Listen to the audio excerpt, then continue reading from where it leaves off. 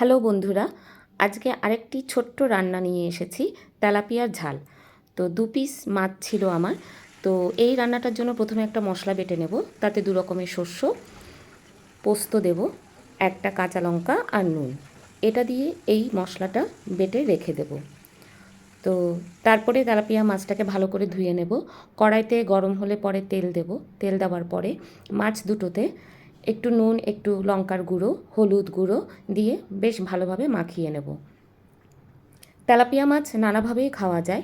তো আমি এক এক সময় এক একভাবে খাই মুখের স্বাদ চেঞ্জ করার জন্য। তো মাছটা নুন, হলুদ, লঙ্কার গুঁড়ো দিয়ে মেখে নিয়ে এবার তেলে দিয়ে দিলাম। এপিট ওপিট করে মাছটা ভেজে নেব। খুব কড়াও ভাজবো না, আবার খুব কমও ভাজবো না।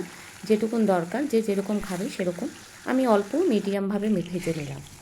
এরপর ওই তেলের মধ্যেই দিয়ে দেবো পেঁয়াজ।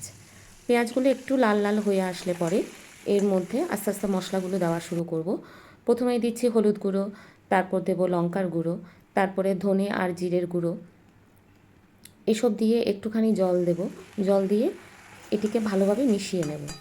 জল দিয়ে বারবার যদি একটুখানি কষানো যায় তাহলে তরকারির স্বাদ অন্য রকম হয়। এর মধ্যে পরিমাণ মতো নুনও দিয়ে দিয়েছি, পরে লাগলে পরে আবার দেব। এরপরে যে বাটা মিশ্রণটি রয়েছে, পোস্ত, শস্য, কাঁচা লঙ্কা, নুন, সেটি এর মধ্যে দিয়ে দিলাম। দেওয়ার পরে একটুখানি জল দিয়ে ভালোভাবে এটি কষাতে থাকবো।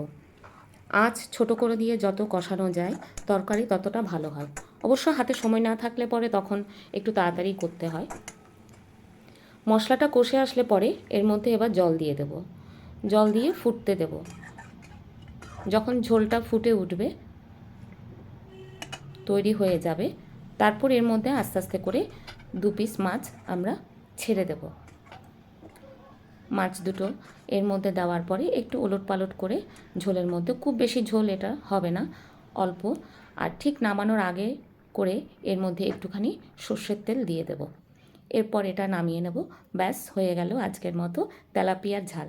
তা বন্ধুরা, কেমন লাগলো সবাই লাইক কমেন্ট করে অবশ্যই জানাবেন, সাথে থাকবেন। অনেক অনেক ধন্যবাদ আর নমস্কার।